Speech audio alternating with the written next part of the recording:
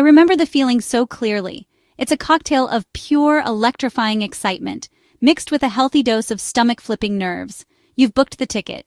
You've seen the photos of lush rice paddies, ancient temples, turquoise waters. Bali is calling your name, but you're going alone. The what-ifs start to creep in at 3 a.m. What if I get lonely? What if it's not safe? Will I be able to figure everything out by myself? Before I go any further, hello and welcome back to Travel Vet. Every single one of those feelings is completely normal.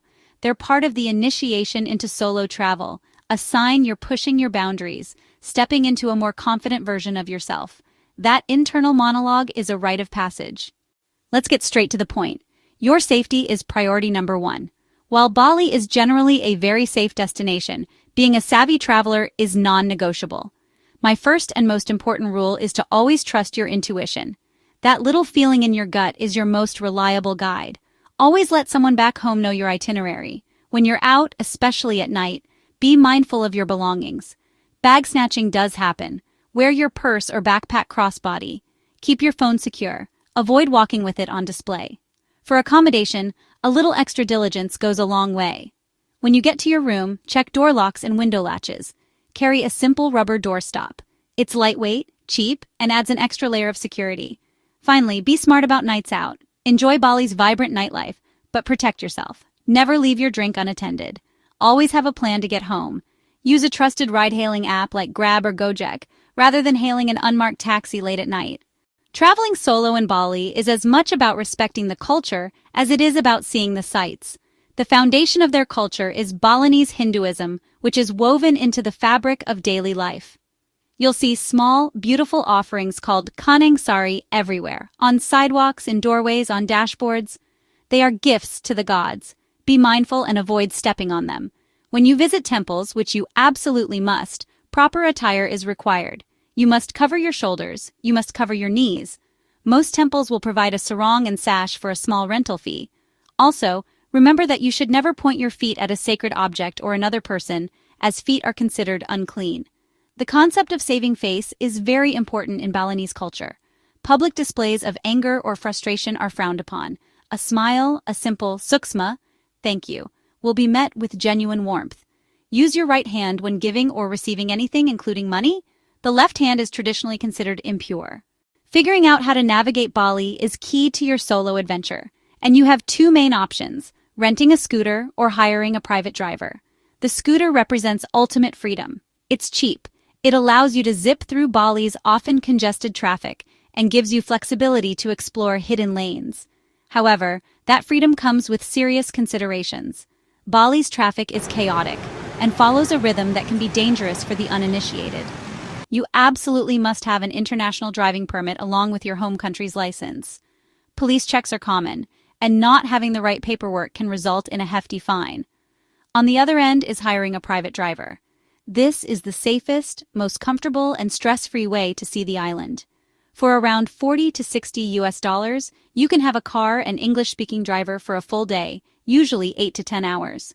They act as your personal guide, helping you craft an itinerary, waiting at each stop, and sharing insights about their culture. In Bali, ride-hailing apps are your absolute best friend. Grab from Singapore, Gojek from Indonesia. Download both before you leave home. Game changer for solo travelers, convenience and safety. Not just cars, ojek, scooter taxi, food delivery, in-home massages, grocery delivery. The biggest advantage is transparency. Price is fixed up front. No need to haggle. Always double-check that the license plate matches the one shown in the app. Wait for your ride in a safe, well-lit spot, like inside a hotel lobby or restaurant. This small habit can make a big difference, especially at night. Both apps let you share your live ride status with a friend. I always use this, sending the link to a friend back home. Choosing where to base yourself can dramatically shape your experience, especially when traveling alone. For first-time solo travelers, I almost always recommend Ubud. It's known as the spiritual and cultural heart of Bali. The town is filled with yoga studios, healthy cafes, wellness centers. It's incredibly easy to meet other like-minded travelers in a yoga class or at a communal table in a cafe. If you're looking for a beach vibe but still want safety and community, Canggu is a fantastic option. It's evolved from a sleepy surf town into a bustling hub for digital nomads and creatives. The area is packed with amazing restaurants, co-working spaces, beach clubs. For a more relaxed, quiet, mature atmosphere, Sanur is an absolute gem. It offers beautiful, calm beaches perfect for swimming. For safety, stay in core areas like Batu Bolong, Echo Beach. They're well-populated day and night. Sanur has a long, paved beachfront path perfect for morning walks. It feels incredibly safe and family-friendly. Your home base should feel like a sanctuary, a place you're happy to return to after a day of adventure. Bali is beautiful, but like any tourist destination, there are scams to avoid. One of the most common involves money changers advertising incredibly favorable rates. The scam works through sleight of hand. They count quickly, then drop some bills as they hand the stack to you. To avoid this, only use official, reputable money changers. Look for ones inside a proper office with security guards. Watch out for broken or inflated taxi meters. You might be told the meter is broken and quoted a high fixed price. Insist on using the meter, or better yet, use Grab or Gojek with transparent fixed pricing. Finally, be cautious with ATMs. Use ATMs inside a bank or well-lit convenience stores like Circle K or Indomaret. Check for tampering, always cover the keypad when entering your PIN. That simple act can stop hidden cameras. Being a little paranoid is just smart, and it helps keep your money safe. After all the planning, the packing, and preparing for every scenario, there comes a moment when you just have to let go and trust. Trust the journey, trust the universe, and most importantly, trust yourself. Traveling solo to Bali is more than just a vacation. It's an act of self-discovery. There will be moments of pure magic.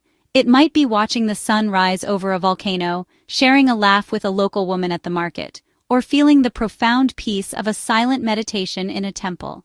These are the moments that don't make it into the itinerary. They are the spontaneous gifts that Bali offers to those who are open. Traveling alone allows you to be fully present for these gifts. There are no distractions, no compromises.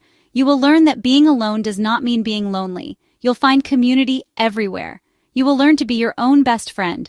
This is one of the most empowering skills you can ever develop. So, if a solo trip to Bali is a dream whispering to you, my advice is simple. Listen. Acknowledge the fear, then pack your bags anyway. The island of the gods is waiting to show you its magic, but more importantly, it's waiting to show you the magic within yourself. Just go. Please don't forget to like and subscribe if you want more videos like this.